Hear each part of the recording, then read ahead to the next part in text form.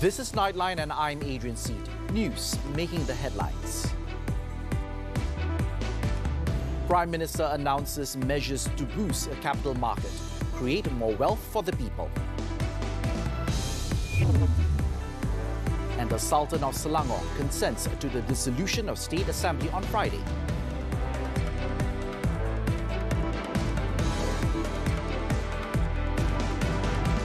Thanks for joining us.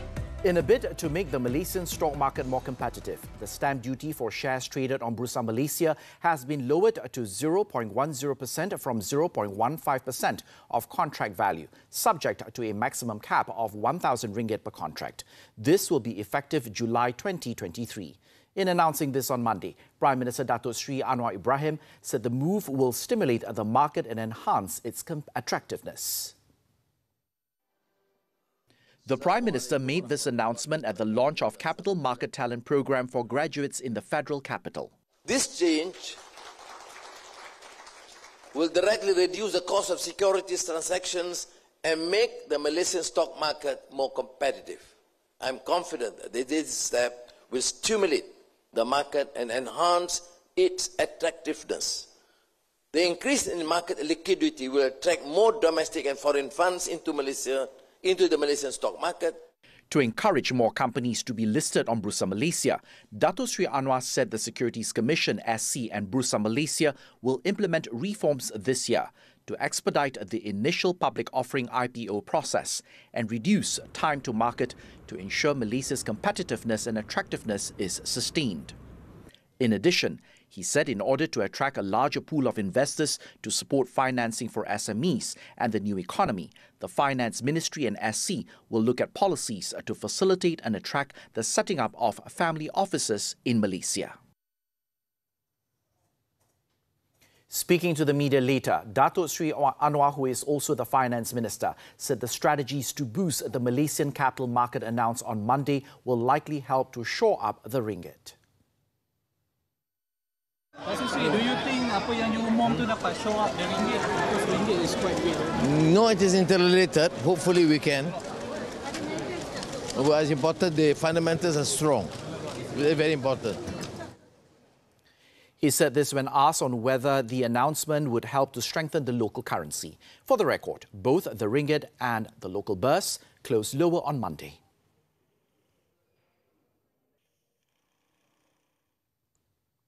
Besides the announcement made by the Prime Minister on Monday, an economist has emphasized the importance of enhancing the regulatory framework surrounding Bursa Malaysia to attract a larger number of market participants.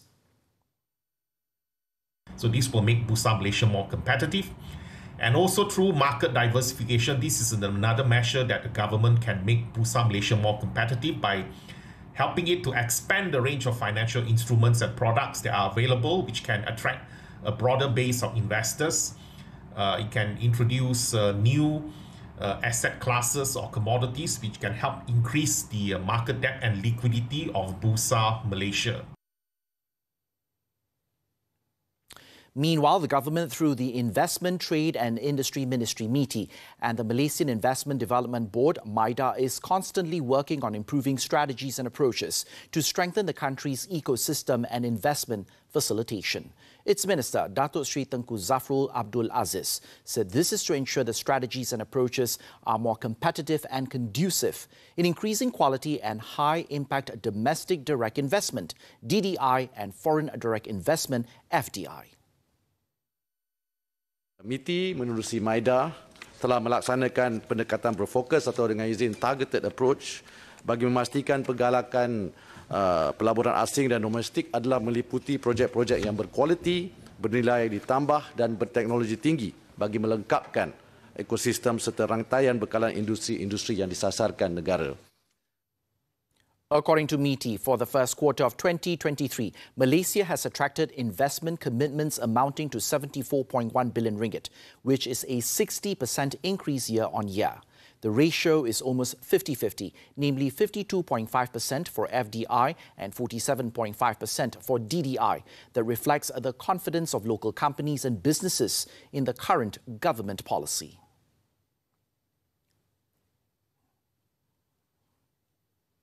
The Sultan of Selangor, Sultan Sharafuddin Idris Shah, has consented to the dissolution of the Selangor State Assembly effective Friday to pave the way for state elections to be held.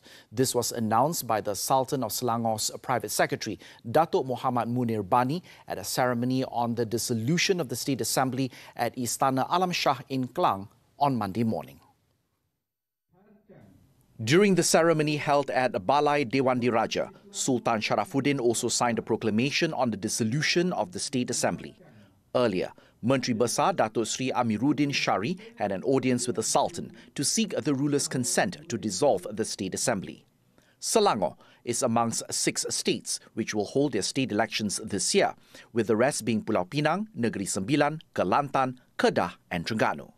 Meanwhile, Sultan Sharafuddin reminded candidates and their supporters in the coming state election not to play up issues that touch on religion, race and sensitive matters which can destroy harmony and unity amongst the people. The ruler also said all campaigns should be conducted in an ethical and responsible manner, in accordance with the election regulations and other related laws. Candidates and their supporters were also reminded not to resort to slander and pitting one party against another during campaigns.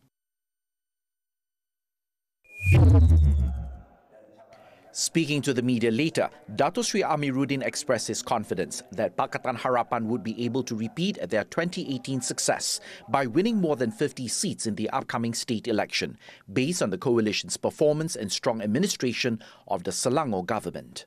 Dan yang ketiga, sudah pasti kita kalau strategi betul dengan rakan-rakan gabungan, kita boleh mencipta kejayaan yang lebih besar daripada two-third majority. The Menteri Besar, who is also Selangor PH chairman, added the coalition will not underestimate Perikatan Nasional, which is aiming to wrest the state in the polls. Datuk Sri Amiruddin also said the issue of overlapping seats between PH and Barisan Nasional in several states, including Selangor, which cannot be decided at the state level, will be resolved by the party's top leadership. The matter will be decided upon soon by Prime Minister Datuk Sri Anwar Ibrahim, who is also PH chairman, as well as BN chairman Datuk Sri Ahmad Zahid Hamidi. Aku dah cakap dengan kau kan.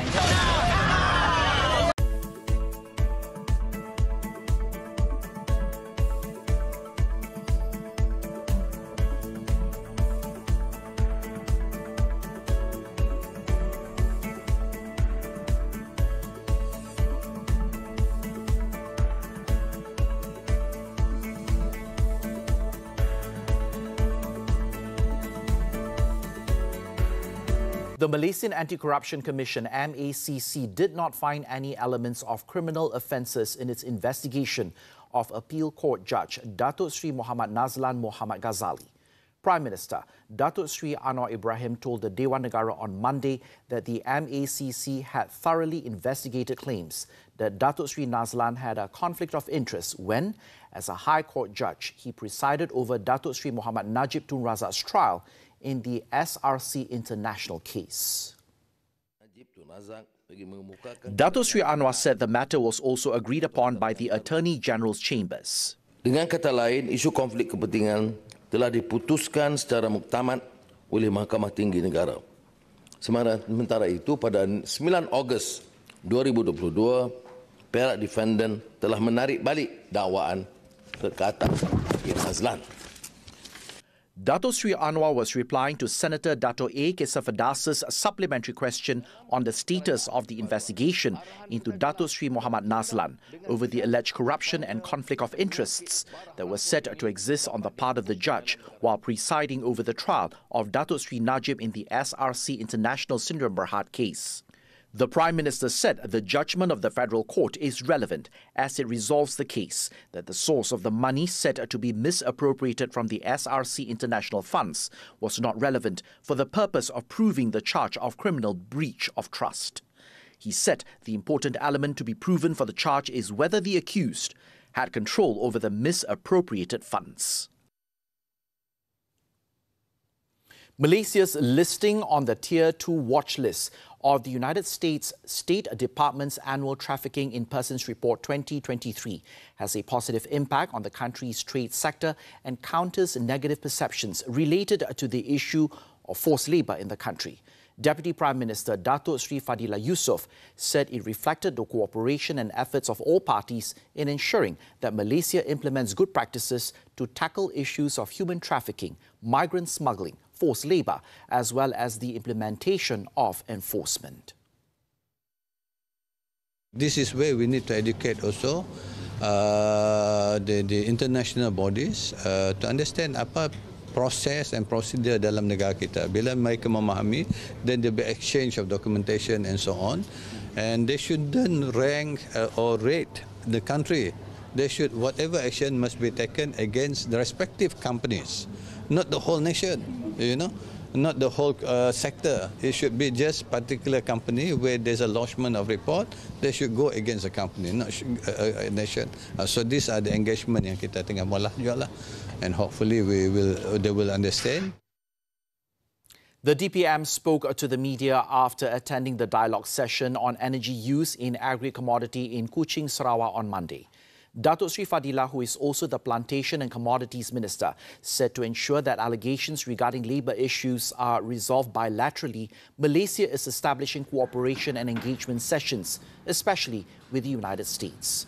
According to him, in 2021 and 2022, Malaysia was in the Tier 3 watch list, with the assessment of the report covering aspects of prevention, prosecution and protection of workers in relation to labour matters. Thai Parliament to convene as poll body endorses election results. This and more from the Foreign Front. We'll be right back.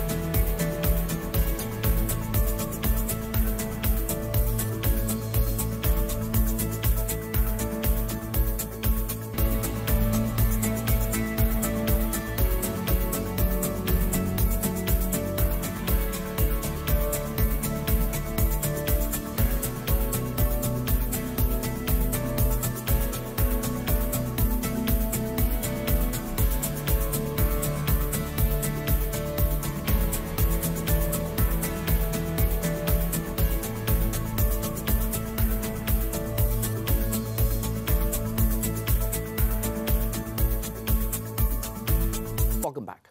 Thailand's poll body on Monday has certified the results of last month's election, paving the way for the first session of Parliament in the next few weeks, ahead of the formation of a new government.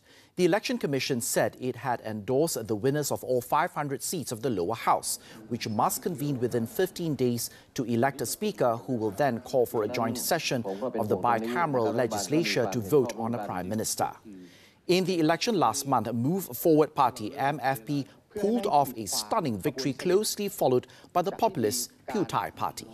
Following this, the opposition has formed an 8-party alliance that is expected to back MFP leader Pita Limjaroenrat for Prime Minister and to form a coalition government most probably by next month. Although endorsements for the results clears up some of the uncertainty in the election aftermath in Thailand, it is far from clear whether Pita can muster enough support to become premier, which requires 376 votes from the combined upper and lower houses.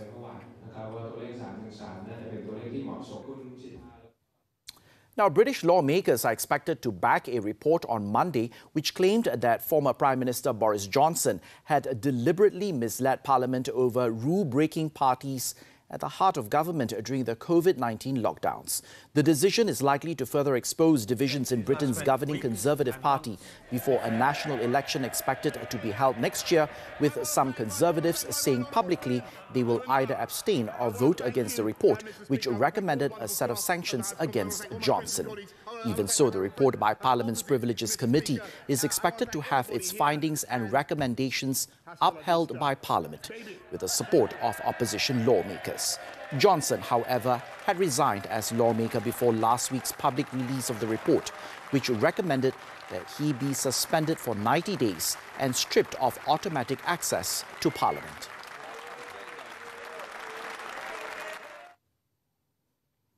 Over in the US, at least 38 people were shot, 2 fatally, in 3 different mass shootings over the weekend in separate parts of the country. According to authorities, at least 1 minor was killed, while 9 others were wounded in a shooting in downtown St. Louis, Missouri, at about 1:45 a.m. local time on Sunday. In another incident on the same day in Willowbrook, Illinois, at least 20 people were shot, 1 fatally at about 12:30 a.m. local time. It was reported that in the Willowbrook shooting occurred at a gathering to celebrate Juneteenth, a holiday that celebrates the emancipation of enslaved black people at the end of the U.S. Civil War, which falls on Monday this year. The shootings in St. Louis and Willowbrook came after 8 people were wounded in a shooting at a home in Southern California early Saturday, marking more than 305 mass shootings in the U.S. so far this year.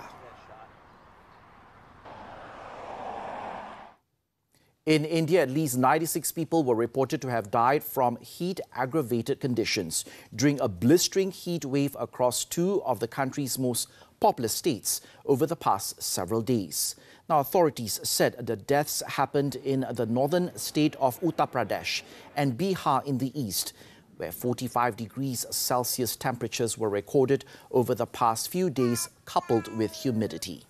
However, almost all deaths in Uttar Pradesh occurred in one district, namely Balia, which baffled officials as many other areas had been equally scorched by the high temperatures, prompting the state's health minister to open an investigation into the cause of death of so many people in Balia, saying the deaths may have been caused by other factors, but they were not yet clear what it could be.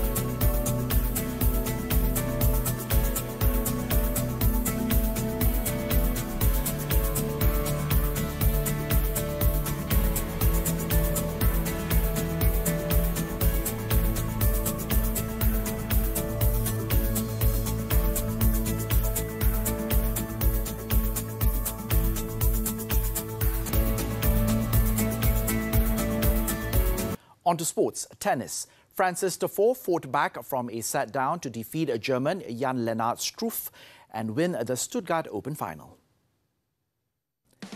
The US Open semi-finalists survived a championship point in the third set tiebreak to seal a thrilling 4-6, 7-6, 7-6 win over the 33-year-old home favourite for his first grass court crown. In a heavy-hitting encounter at the ATP 250 event, Tiafoe and Struff exchanged blows for 2 hours and 12 minutes. With the win, Tiafoe will break into the top 10 of the Pepperstone ATP rankings for the first time on Monday, joining 8th-ranked compatriot Taylor Fritz amongst the elite.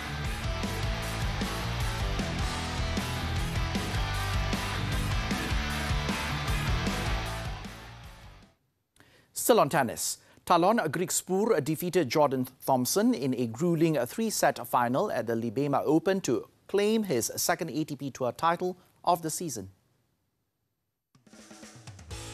The local favourite was on the back foot early as Thompson took the first set in a tie-break, but Griekspoor fought back to level the match and claim a 6-7, 7-6, 6-3 victory.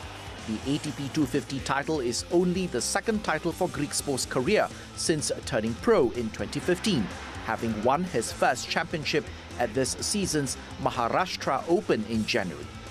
With his run in his homeland, Griekspoor has risen 9 spots to number 29 in the Pepperstone ATP Live rankings. In the women's category, Ekaterina Alexandrova came from behind to defend her title, battling past fellow Russian Veronika Kudermetova in 3 sets. Alexandrova dropped the first set and conceded her first service game in the second before her fight back saw her win 4-6, 6-4, 7-6 in a 2 hours and 56 minutes match. It's a 4th WTA singles title for Alexandrova after she defeated Kudermetova in the semi-finals here last year en route to the title.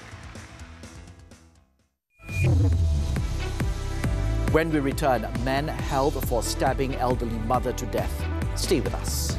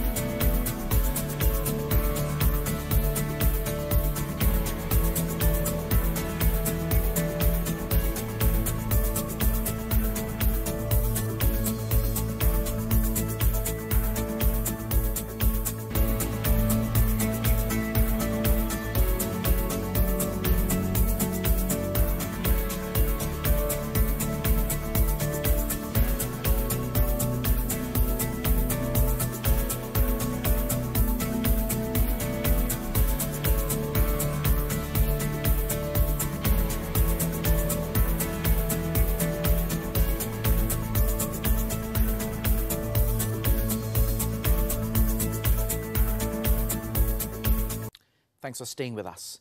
In Johor, a 73-year-old woman was stabbed to death by her son in Taman Temyang Muar on Sunday. The 47-year-old suspect is believed to have stabbed his mother repeatedly on her neck and head after she confronted him for making a ruckus.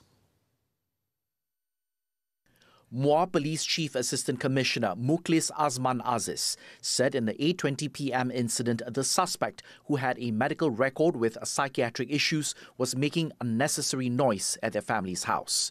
When the mother asked him to quiet down, he became upset and retrieved a knife from the kitchen. He proceeded to repeatedly stab his mother in the neck and head, resulting in her death. Mukhlis said an emergency call was placed and police were dispatched to the scene immediately and apprehended the suspect at the scene. Police also seized a kitchen knife and an axe, believed to have been used in the attack. The case is being investigated under the Penal Code for murder. In Kelantan, a man was killed after he was mowed down by an express train in Kampung Palembang, Tumpat on Monday. It was believed that the victim had fallen asleep on the tracks when he was struck by the Express Timoran train in the 12:40 p.m. incident. An eyewitness, a 57-year-old Osman Muhammad Yusuf, said he was having a drink at a nearby restaurant when he heard a loud horn from the train before it made a sudden stop. He then rushed to the scene and saw the gruesome remains of the victim. Tengok driver kereta api turun. Dia kata dia langgar orang, dia kata.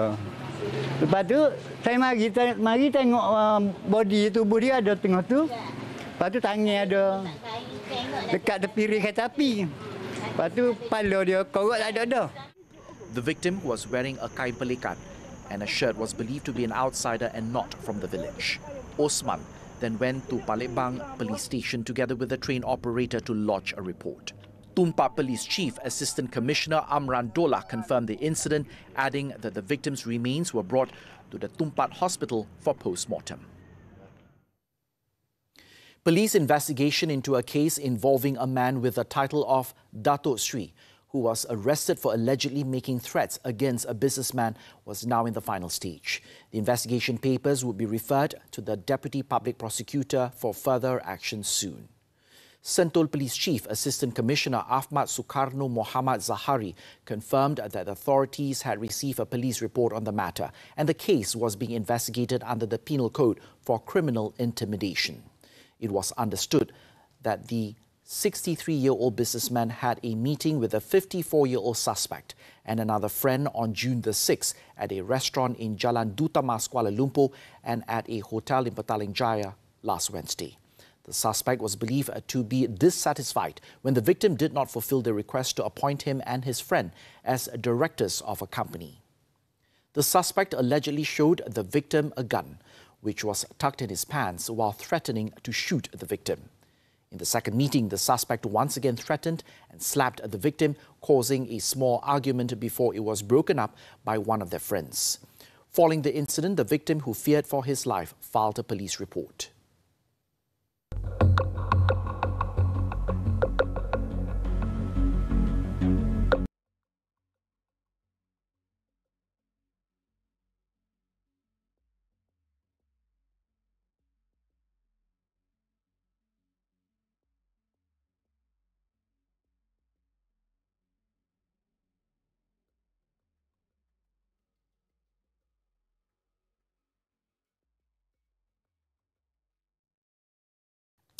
And as we wrap up Nightline this time around, let's take a look at a group of paramotor professional pilots and enthusiasts as they fly over Egypt's Great Pyramids in Giza on Friday, enjoying a unique bird's-eye view of the ancient wonder.